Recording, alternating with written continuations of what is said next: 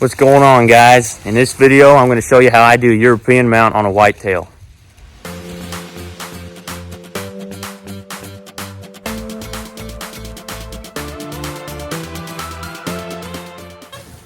First thing you got to do is remove the hide.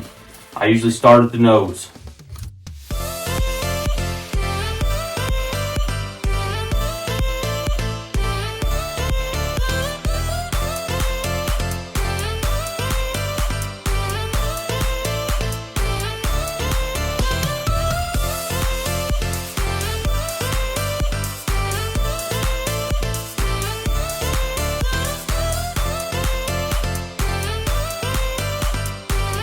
Now that we've got the hide removed, next step is to remove the jaw, the eyes, and as much meat, like in the back, as you can. And on this one, there's a piece of the spinal column still attached. We'll have to get that off. The easiest way to get the jaw bones off is just to basically Armstrong method.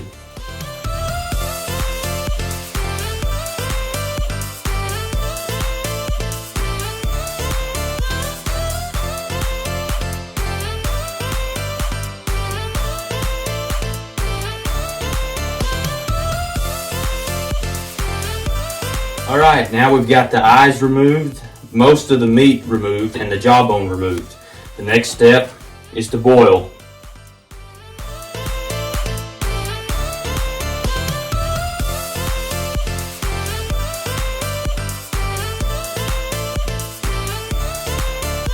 Alright, so I've got 6 deer skulls in this pot right here. They're boiling and they're almost done. Usually, I would use this 4-gallon pot right here, and I could get 2 skulls pretty comfortably in there. But since I had so many, I have this pot that fits a lot more, so that's what I'm using.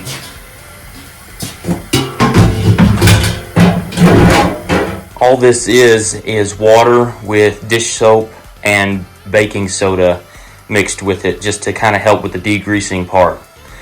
So I usually get this to a full rolling boil and leave it for 10 to 20 minutes, it just depends. But you know it's done when the meat on the top of the forehead splits. Now you can do this with a wood fire, but propane is so much more efficient and time efficient is the main thing. But I have done them with a wood fire and it will work. It just takes a little bit more time and is a little bit harder to control the flame, and you overboil and then run into problems there. But propane is far more efficient, but it can be done with wood.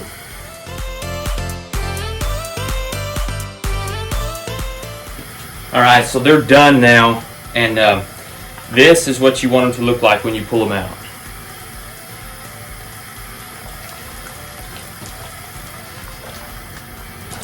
You can see the meat is split on the top of the head right here.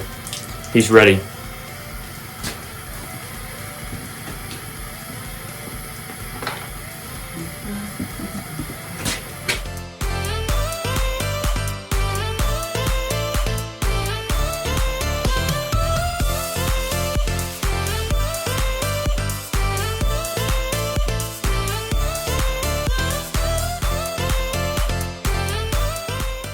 A real time saver is chest waders. It took me almost 3 years to realize how useful these things are. It makes it so much nicer.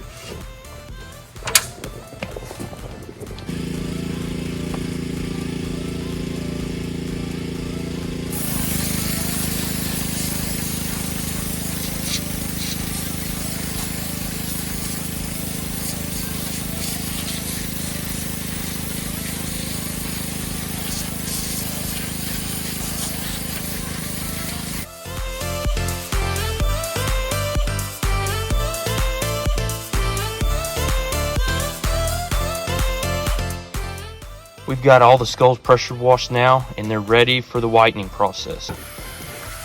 Okay, so the first thing that we're going to do to get ready for the whitening process is take this little screwdriver and put it right into the earbud and bust that little piece of bone, that nodule, out.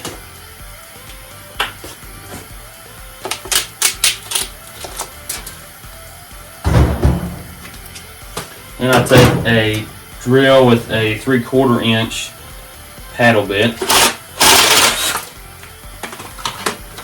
and finish it.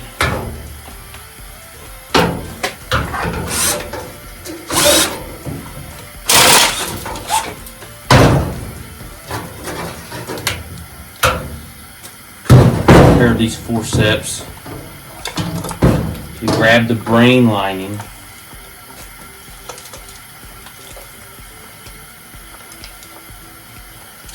If you do it right, you can get it at one piece, but it doesn't always happen like that.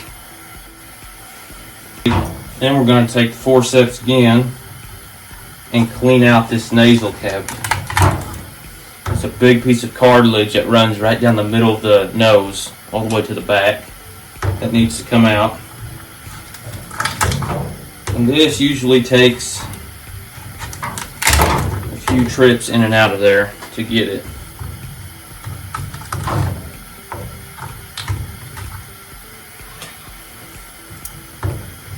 Some people like to take the entire nasal bone out. Some people leave it all in there, but I kind of try to do a medium because there's a lot of tissue behind there that needs to come out. But I also usually don't take the entire nasal bones out. Alright, he's ready to wrap the antlers now. To wrap the antlers, I use this plastic wrap from Walmart. You can use saran wrap, things like that. It works. This just works a little bit better. It sticks better. You take the handle off of it and it's easier to wrap. I'll take electrical tape and split it about halfway on the burr of the antler. And do about 2 or 3 wraps up.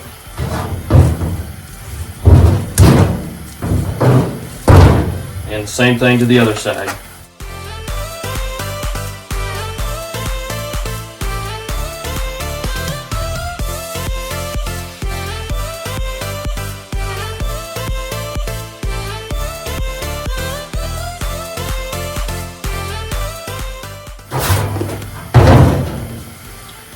He's ready to go in the whitening mix.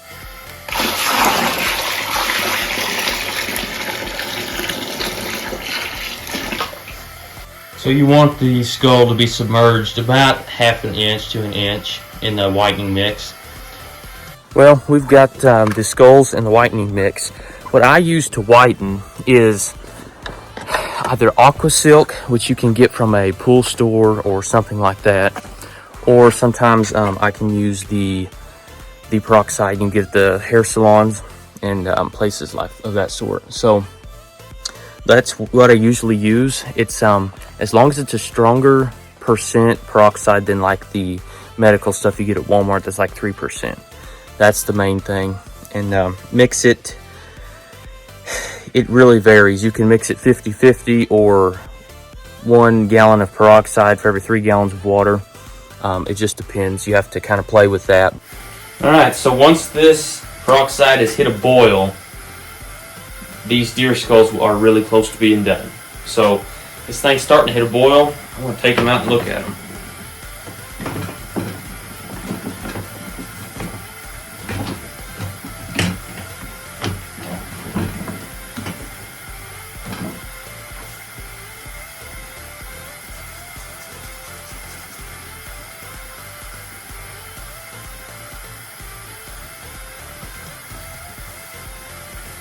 I think these things are good.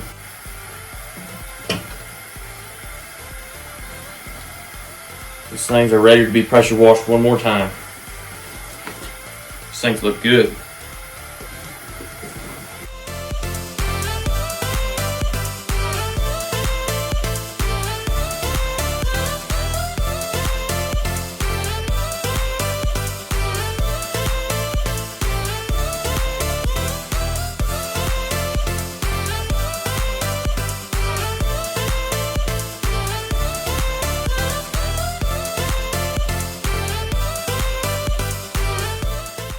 So to see if you wrap the base of the antlers well enough from the peroxide and you take it off, There's little to no discoloration. That's what you're looking for. Ooh. So we used a straight nozzle on the first pressure wash. Now I'm going to switch to a fan nozzle. I think this is 40 degrees. So all we're doing on this second pressure wash is just running over it, getting anything we missed, that peroxide, any of that real tough tissue like in the back of the skull. The peroxide loosens that up really well. So all this fan nozzle is going to do is just take a minute to really clean these things and get them completely clean.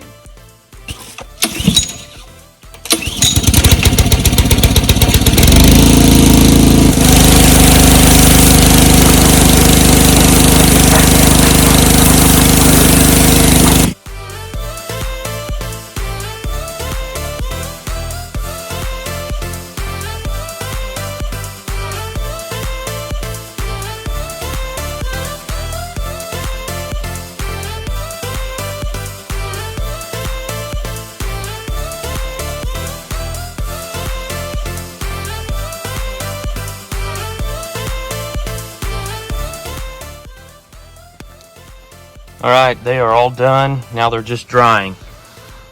Next thing we have to do is touch up the burr of the antler where the peroxide's bleached it. Let them dry, and then we're going to put a coat of Mop and Glow on the actual skull, and that is going to seal the entire process. All right, now we got to do the detail work on the skull.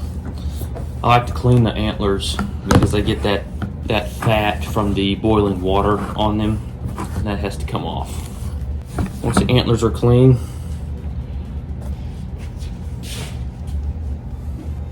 we're going to stain them. I have this staining pen, this Minwax wood finish stain marker, and it is, I believe, yeah, dark walnut. Provincial works better. If you can read that. But this is what I've got, and it will work.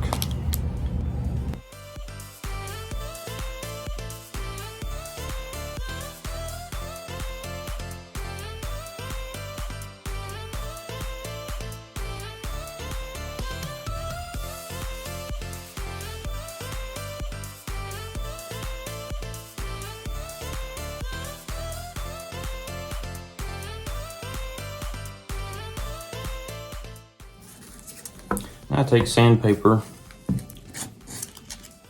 and rough it up. I do it while it's wet and dry, just to get it a little bit better. This deer's antlers were pretty light colored to start with, and if you need to, take acetone or nail polish remover, and you can take this stuff back off or lighten it up.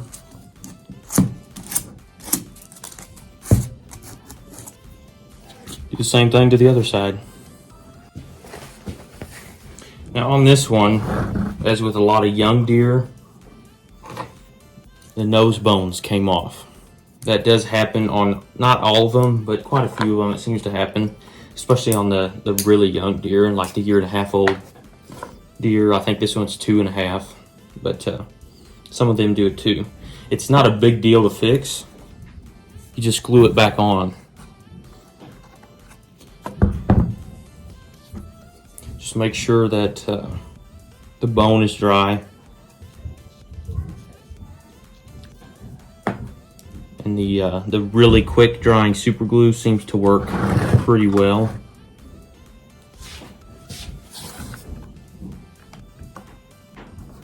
All you gotta do is press it in there and hold it for a minute.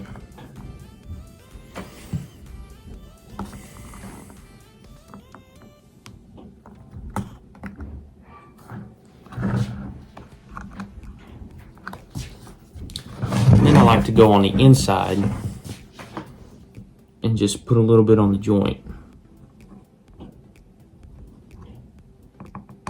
Let it do its thing.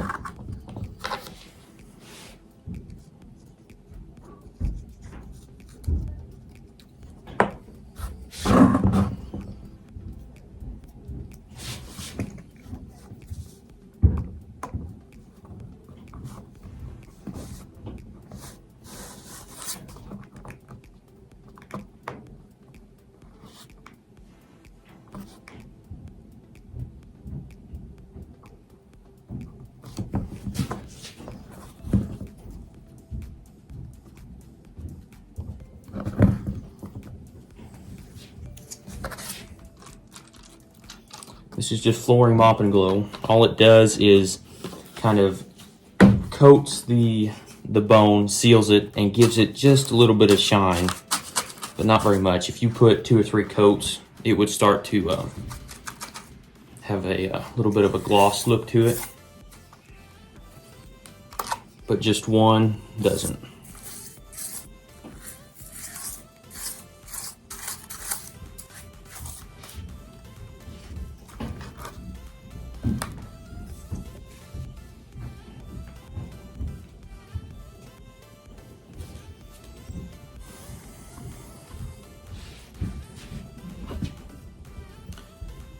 All right, now we're gonna set this up with a fan on it, and it'll be dry in about 15 minutes.